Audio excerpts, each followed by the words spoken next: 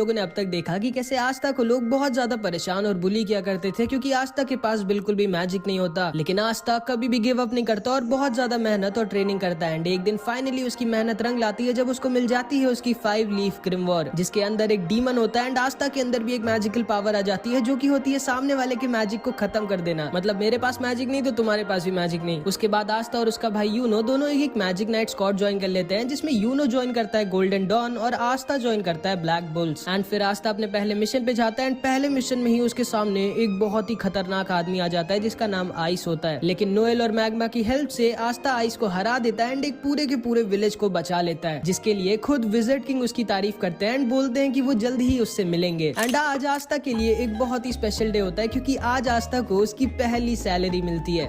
इतने सारे पैसे, ये मेरी पूरी जिंदगी की सैलरी है क्या? ये तुम्हें ज्यादा लग रहे हैं आस्था? हाँ और नहीं तो क्या, इतने में मैं और मेरा पूरा चर्च साल भर खाना खाए। कैप्टन मैं आपको अपना सारा का सारा पैसा दूंगा, आप मुझसे लड़ाई करेंगे क्या? नहीं कैप्टन, मैं अपनी छोटी बहन मारी से मिलने जा रहा हूँ। जाओ, मैं तो ढेर सारा खाना खाऊंगी। हाँ बस इतना तो मैं दान दे दिया करती थी, जो मिला उस पे खुश रहो समझी, ज्यादा उड़ो मत। मेरे प्यारे आस्था, तुम अपनी पहली सैलरी से क्या करने वाले हो? डेट पे चलोगे क्या मेरे साथ? नहीं, मैं अपने सारे पैसे वापस चर्च भेज दूंगा और थोड़ा दूर हटके बात कर सकती हैं आप मुझसे? ओए आस्था बहुत अच्छे, तुम्हें अपना सारा का सारा पैसा घर भेज देना चाहिए, बहुत अच्छा कर रहे हो। हमें अपनी फैमिली के बारे में कभी नहीं भूलना चाहिए और उनका भी ख्याल रखना चाहिए। आप भी अपना सारा पैसा वापस भेजते हैं क्या मैग्मा सेंपाई? नहीं, मैं तो जुआ लड़ने जा रहा हूँ। कैसा आदमी है ये? आस्था देखो, वापस घर पैसे भेजना अच्छी बात होती है, लेकिन सारे पैसे भेजने की क्या जरूरत है? थोड़ा बहुत अपने लिए भी रख लो। लेकिन मैं करूंगा क्या इन पैसों का? मेरे साथ शॉपिंग चलो और क्या। उसके बाद आस्था, नोएल और वेनेसा कीका टाउन जा रहे होते हैं शॉपिंग करने। आस्था मुझे पकड़ना मत। ठीक है, मैंने कहा था मुझे पकड़ना मत गधे। असल में इतनी तेज हवा चल रही थी कि आस्था को लगा नोएल कह रही है उसे पकड़ लो। इसके बाद हम देखते हैं आस्था, नोएल और वेनेसा तीनों कीका टाउन आ जाते हैं। एंड आज भी आस्था इधर जिधर देख रहा होता है उसको मैजिक ही दिख रहा होता है एंड उसे वहाँ पे चार्मी भी दिखती है जो मस्त ठूस रही होती है। इतना सारा खाना जाता किधर है? एंड इधर हमेशा की तरह फिनरल एक लड़की को छेड़ रहा होता है जो इसको बजा देती है। नोएल फिर से सोचती है कैसे पागलों की टीम में हूँ मैं। उसके बाद ये तीनों ब्लैक मार्केट में जाते हैं जहाँ पर इन्हें सेक्के मिल जाता है। ओए सेक्के, याद हूँ मैं तुम्हें, मैंने तुम्हारी बैंड बजाई थी। हाँ नहीं मतलब नहीं याद हो, कौन हो तुम? लेकिन तभी इन लोगों के पास एक बूढ़ी औरत का एक आदमी सामान चोरी कर भागने लगता है एंड आस्था उसके पीछे भागता है। ये दोनों इस बूढ़ी औरत के पास जाकर इससे कहते हैं आप चिंता मत करिए, आस्था के रहते वो आपका सामान लेके भाग नहीं पाएगा। आस्था के नहीं, मेरे रहते मेरी मैजिक बाइक से कोई भी नहीं भाग सकता। चिंता मत करो क्यूटीज, मैं अभी इस बूढ़ी औरत का पर्स लेके आता हूँ।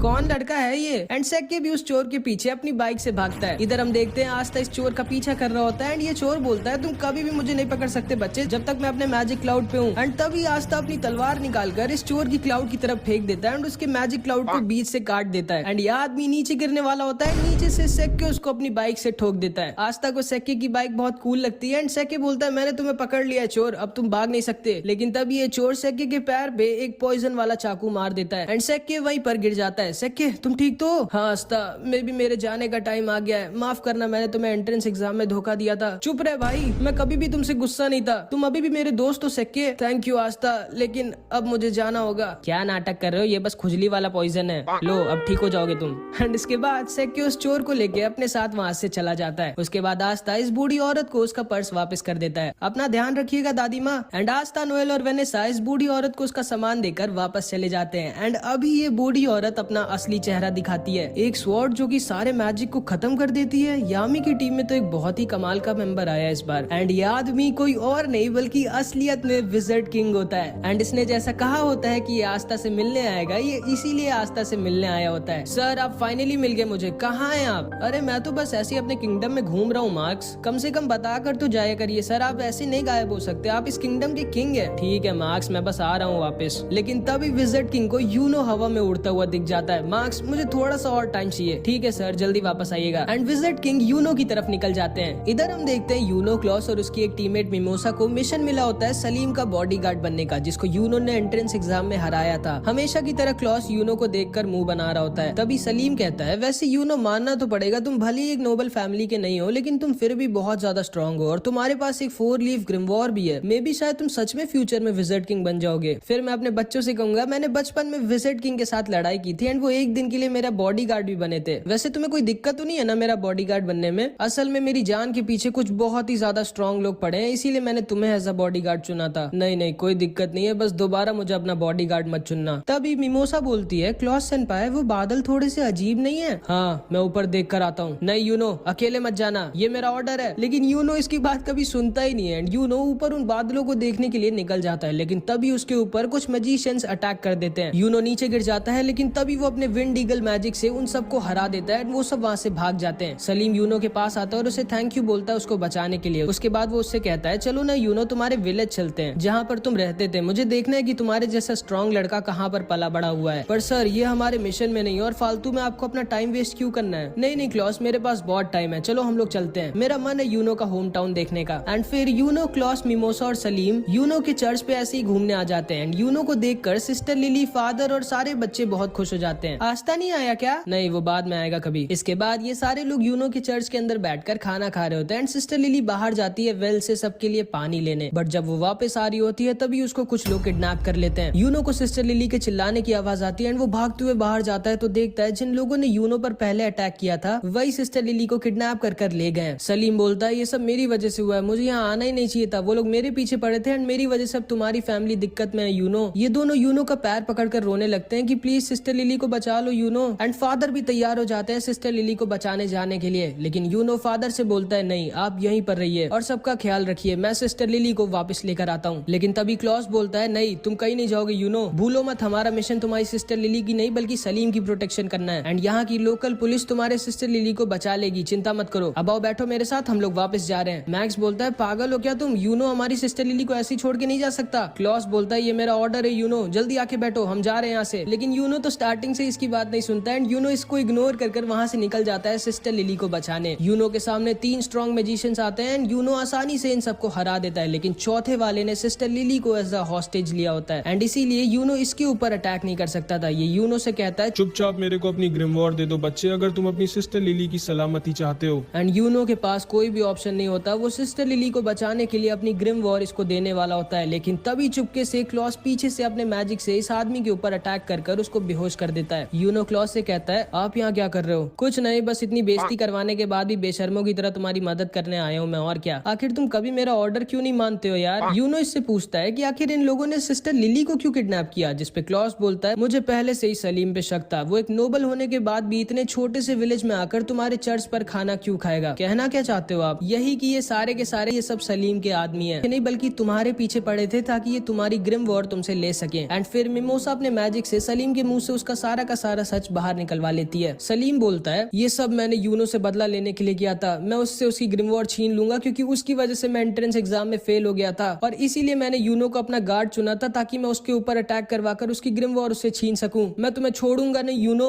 जिसको सुनकर सिस्टर लिली गुस्सा हो जाती है एंड सलीम को एक वाटर पंच मारकर सुला देती है एंड सलीम का प्लान पूरी तरह से फेल हो जाता है। चलो ठीक है, अब तो तुम लोग पकड़े ही जा चुके हो, अब ये बताओ तुम लोगों का लीडर कहाँ छुपा बैठा है। लेकिन इन सबको पता ही नहीं होता है कि इनका लीडर कहाँ पर है, क्योंकि इनके लीडर को पहले ही विजिट किंग ने पकड़ लिया होता है एंड वो फर्स्ट विजिट किंग के स्टैचू के सामने मस्त लेट कर आराम कर रहे होते हैं। आप कहाँ है सर? जानते हैं कितना काम बचा हुआ है और आप यहाँ मजे में सो रहे हैं? आ रहा हूँ बाबा, आ रहा हूँ। एंड इसके बाद यूनो और सारे लोग दोबारा से चर्च में हंसी खुशी खाना खाते हैं, फिर वो सब वापस निकल जाते हैं। अगले दिन विलियम यूनो की टीम की तारीफ करता है, मुबारक हो, विजिट किंग ने तुम लोगों की तारीफ करी है एंड हमें सलीम की नोबल फैमिली के खिलाफ और भी कई गंदे कामों के लिए सबूत मिल गए एंड अब हम सलीम की फैमिली के ऊपर स्ट्रिक्ट एक्शन लेंगे। सर आप पहले से जानते थे कि ये सब हम लोगों के साथ होगा? हाँ, और इसीलिए मैंने यूनो को अकेला नहीं बल्कि तुम दोनों को इसके साथ भेजा था। अब जाओ आराम करो, तुम लोगों ने अच्छा काम किया। एंड फिर ये तीनों वापस जाने लगते हैं। क्लॉस यूनो से बोलता है यूनो अगली बार तो मेरी बात मानोगे ना? हाँ मुझे पता है तुम झूठ बोल रहे हो, आखिर ऐसा क्यों करते हो तुम? एंड यूनो उसे इग्नोर कर रहा होता है, जिसको सुनकर मिमोसा हंसने लगती है। एंड इधर हम देखते हैं मैग्मा दोबारा से जुए में सब कुछ हार जाता है, अपने कपड़े तक हार जाता है एंड चार्मी हमेशा की तरह ठूस रही होती है। एंड इधर दूसरी तरफ अचानक से एक बहुत बड़ा डंजन क्लोवर किंगडम और डायमंड किंगडम के बीच में ओपन हो जाता है। जिसको नहीं पता है मैं बता दूं, डंजन मतलब एक सीक्रेट टनल टाइप का होता है जिसके अंदर लोग खजाना यानी कि ट्रेजर छुपा कर रखते हैं एंड अंदर बहुत सारे ट्रैप्स भी होते हैं, इसलिए थोड़ा डेंजरस भी होता है। मार्क्स विजिट किंग से कहता है, सर मुझे आपको कुछ बताना है। मुझे पता है मार्क्स उस डंजन के बारे में और मुझे ये भी पता है कि हमें किसको उस मिशन पर भेजना चाहिए। एंड इसके बाद हम देखते हैं ये सारे के सारे ब्लैक बुल्स के मेंबर आस्था की चिड़िया का नाम डिसाइड कर रहे होते हैं। मैं इसका नाम रखता हूँ मैग्ना फायर। बिल्कुल नहीं, बहुत ही गंदा नाम है। इसका नाम होगा जॉन स्नो। नहीं, ये चिड़िया है, कोई राजा थोड़ी ना है। इसका नाम रख देते हैं दारू। दारू कैसा रहेगा? आखिर इसका नाम रखने की जरूरत क्या है? ये मेरे को दे दो ना, मुझे बहुत टेस्टी लग रही है। मैं पहले ही डिसाइड कर चुका हूँ इसका नाम क्या होगा। इसका नाम होगा रेड ब्लैक चिड़िया। एंड तभी आस्था की चिड़िया उसको मारने लगती है कि नहीं, ये नाम तो बिल्कुल नहीं रखना है मुझे। लेकिन फिर लक बोलता है क्यों ना हम लोग इसका नाम मैरो रख दें। एंड इस चिड़िया को भी ये नाम पसंद आता है एंड इस चिड़िया का नाम मैरो पड़ जाता है। तभी वहाँ पर फिनरल के साथ यामी आ जाता है और सारे लोग यामी को देखकर बहुत खुश हो जाते हैं। यामी सबको बताता है हमारे किंगडम में एक नया डंजन मिला है। क्या?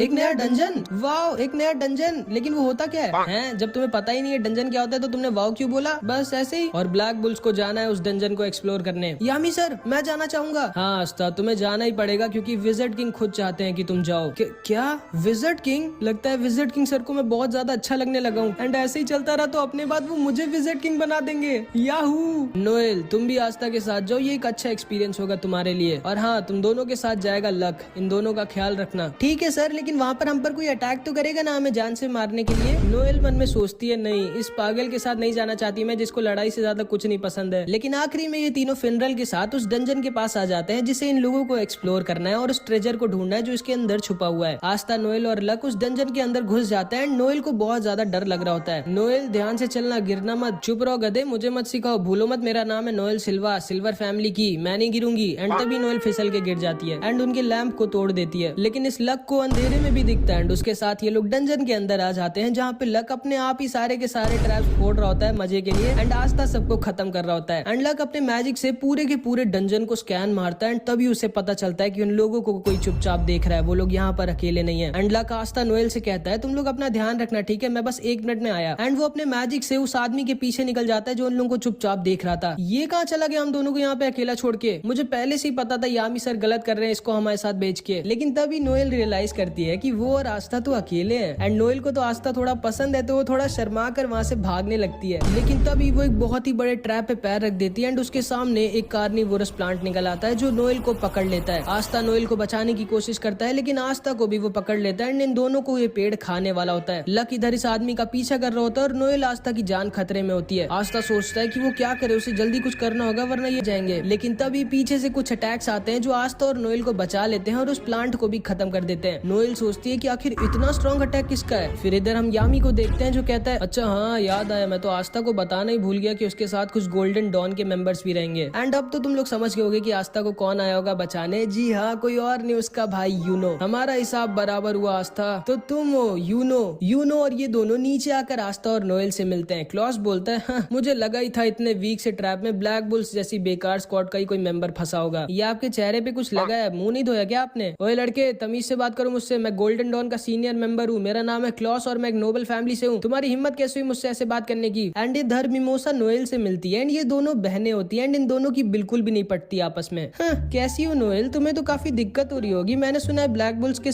सारे मेंबर थोड़े पागल हैं। हाँ, मैं तो बिल्कुल ठीक हूँ, तुम कैसी हो? क्योंकि मैंने सुना है गोल्डन डॉन में सबके सब बहुत स्ट्रॉन्ग है और तुम तो सबके लिए एक बोझ बन गई होगी क्योंकि तुम इतनी वीक हो। नहीं, मेरा मैजिक तो बहुत इंपॉर्टेंट और यूजफुल है गोल्डन डॉन के लिए। विलियम सर ने खुद मुझसे कहा था। तुम्हारा क्या हाल है? निशाना ठीक हुआ तुम्हारा? हाँ, अब ठीक हो गया है। एंड ये दोनों ऐसी एक दूसरे को ताना मार रही होती है और आस्था और क्लॉस आपस में लड़ रहे होते हैं। अच्छा हाँ, याद आया, तुम्हारे साथ तो कोई एक और भी होना चाहिए था ना, कहाँ है वो? कहीं डर के भाग तो नहीं गया तुम लोगों को अकेला छोड़ के? जिसपे आस्था और नोएल कुछ नहीं बोल सकते थे क्योंकि उन्हें खुद ही नहीं पता है कि लक कहाँ पर गया है। एंड इधर लक इस आदमी का पीछा कर रहा होता है जो बहुत तेज भाग रहा होता है। यही एक्सपेक्ट किया जा सकता है ब्लैक बुल्स जैसी बेकार स्क्वाड से जिनका कैप्टन खुद किसी काम का ना हो, बस पूरा दिन सिगरेट पीने और जुआ लड़ने के अलावा कुछ करता ना हो। उसकी टीम से क्या ही एक्सपेक्ट किया जा सकता है। ओए चश्मे, ज्यादा बोल मत, देखना ब्लैक बुल्स तुम्हारी स्क्वाड से पहले इस डंजन के ट्रेजर को ढूंढेगी। सपने में पहले अपने टीममेट को तो ढूंढ लो, उसके बाद ट्रेजर को ढूंढना। चलो यूनो और मिमोसा। एंड फिर यूनो, मिमोसा और क्लॉस निकल जाते हैं ट्रेजर को ढूंढने। आस्था नोएल से कहता है जल्दी चलो, हम हार नहीं सकते इन सबसे। एंड ये दोनों भी निकल जाते हैं ट्रेजर को ढूंढने, लेकिन इन लोगों को बाहर जाने का रास्ता ही नहीं मिल रहा होता है। तभी मैरो उड़ती है और इन लोगों को बता देती है लो ये रास्ता है, चलो निकलो यहाँ से। एंड ये दोनों भी वहाँ से निकल जाते हैं। इधर हम देखते हैं विजिट किंग को एक सोल्जर बताता है कि डायमंड डायमंड किंगडम ने भी कुछ मैजिक नाइट्स को डंजन को एक्सप्लोर करने के लिए भेजा है। लेकिन क्यों? जब वो डंजन क्लोवर किंगडम में खुला है तो डायमंड किंगडम के लोग क्यों आए? सर, हमें जल्दी से कुछ करना चाहिए। चिंता मत करो मार्क्स, मैंने कुछ बहुत ही ज्यादा स्ट्रॉन्ग लोगों को उस डंजन में भेजा है, सब ठीक होगा। एंड विज़र्ड किंग ने बिल्कुल सही कहा होता है, क्योंकि लक ने इधर अकेले ही सारे के सारे डायमंड किंगडम के मैजिक नाइट्स को हरा दिया होता है। एंड सिर्फ एक आदमी बचा होता है जिसका नाम लोटस होता है। तो मैं देख सकता हूँ तुम काफी स्ट्रांग हो बच्चे, तुमने तो अकेले ही मेरे सारे के सारे चेलों को हरा दिया। हाँ, लेकिन तुम्हारे चेले बहुत वीक थे, तुम तो स्ट्रांग हो ना, क्योंकि मैं अभी किसी स्ट्रांग आदमी से लड़ने के लिए मर रहा हूँ। हाँ, मैं स्ट्रांग तो हूँ, लेकिन मैं यहाँ से भाग रहा हूँ क्योंकि मेरा लड़ने का मन नहीं अभी। लेकिन तभी लक इसके ऊपर अटैक कर देता है एंड लोटस अपना मैजिक दिखाता है, जो कि होता है स्मोक मैजिक। तो तुम्हारे पास लाइटनिंग मैजिक है एंड तुम्हारी डोप से मुझे पता चल रहा है कि तुम ब्लैक बुल्स के मेंबर हो। मैं बता दूं कि मैं आज तक सिर्फ एक आदमी से ही फाइट में आ रहा हूँ, जो कि तुम्हारा कैप्टन यामी है। कोई बात नहीं, आज तुम दूसरी बार हारोगे, अब आओ लड़ो ना मुझसे। लेकिन तभी अचानक से लक को कुछ अजीब सा लगता है। लगता है मेरे पॉइजन ने असर दिखाना स्टार्ट कर दिया। असल में इस पूरे टाइम लोटस हवा में अपनी मैजिक से एक पॉइजन रिलीज कर रहा होता है, जिससे सामने वाले की स्पीड बहुत ज्यादा कम हो जाती है और सामने वाले को चक्कर भी आते हैं। एंड उस मैजिक की वजह से लक को भी चक्कर आने लगते हैं एंड वो वहाँ पर गिर जाता है। अब तुम आराम करो बच्चे, मेरे पास बहुत काम है, मुझे अपने लीडर को भी ढूंढना है। एंड ये कह के लोटस वहाँ से जाने लगता है, लेकिन तभी लक दोबारा से इसके ऊपर अटैक कर देता है एंड इस बार वो पिछली बार से भी ज्यादा फास्ट होता है। कैसे? आखिर ये बच्चा अभी भी इतना तेज कैसे है? जिस पे लक बोलता है, मेरे पास लाइटनिंग मैजिक नहीं है, मैं खुद लाइटनिंग हूँ, और तुम बिजली को कितना भी स्लो कर लो, आखिरी में वो रहेगी फास्ट ही। एंड तुम जा कह रहे हो? अभी तो हमारी लड़ाई शुरू भी नहीं हुई। एंड इधर हम देखते हैं क्लॉस, मिमोसा और यूनोस डंजन के ट्रेजर गेट के पास पहुंच जाते हैं, जहाँ पे उस डंजन का ट्रेजर रखा है। लेकिन तभी अचानक से लोटस का लीडर मिमोसा को पीछे से इंजर्ड कर देता है। कौन हो तुम? सामने से हटो मेरे। इस लड़के का नाम मार्स होता है एंड ये डायमंड किंगडम का प्रिंस होता है एंड ये बहुत ही ज्यादा स्ट्रांग होता है, आइस से भी ज्यादा स्ट्रांग। एंड इसके पास डायमंड मैजिक होता है। मिमोसा अपने आप को हील करने लगती है। यूनो और क्लॉस साथ में से लड़ रहे होते हैं, लेकिन ये अकेला इन दोनों पर भारी पड़ रहा होता है। क्लॉस यूनो से बोलता है, यूनो जल्दी मिमोसा को लेकर यहाँ से निकलो, मैं इसको रोक कर रखता हूँ। लेकिन आप अकेले इसके सामने नहीं टिकोगे, ये बहुत स्ट्रांग है। मैं जानता हूँ इसके सामने मैं नहीं टिकूंगा, ना तो हम दोनों साथ में इसके सामने टिकेंगे, लेकिन अभी हमें मिमोसा को बचाना होगा। तुम जल्दी से मिमोसा को यहाँ से लेके निकलो और वापस बैकअप लेके आना। हम इस डंजन के ट्रेजर को डायमंड किंगडम के हाथ में नहीं लगने दे सकते। मैं एक डिकॉय की तरह इसको रोक कर रखता हूँ, तुम जल्दी जाओ और बैकअप लेके आना। लेकिन यूनो फिर से इसकी बात नहीं सुनता और कहता है, नहीं, हम लोग एक टीम बनकर आए थे और हम लोग जाएंगे भी एक टीम बनकर। लेकिन मैं बता दूं कि यूनो अभी इसको अकेला नहीं हरा सकता, क्योंकि ये बहुत ही ज्यादा स्ट्रांग है। एंड इधर हम देखते हैं कि इस आदमी ने धोखे से लक को पकड़ लिया होता है। ठीक है बच्चे, अब तुम्हारा मरने का टाइम आ गया है। एंड आस्था और नोएल भी इधर ट्रेजर को ढूंढ रहे होते हैं। एंड इसके बाद जो हुआ वो बहुत ही ज्यादा शॉकिंग था, जो कि हम अगले पार्ट में देखेंगे। इस पार्ट में इतना ही। आई होप कि तुमको ये वीडियो अच्छी लगी होगी। नेक्स्ट पार्ट में तब अपलोड करूंगा जब इस वीडियो पे 200 कमेंट्स आ जाएंगे, तो कुछ भी कमेंट जरूर से कर देना।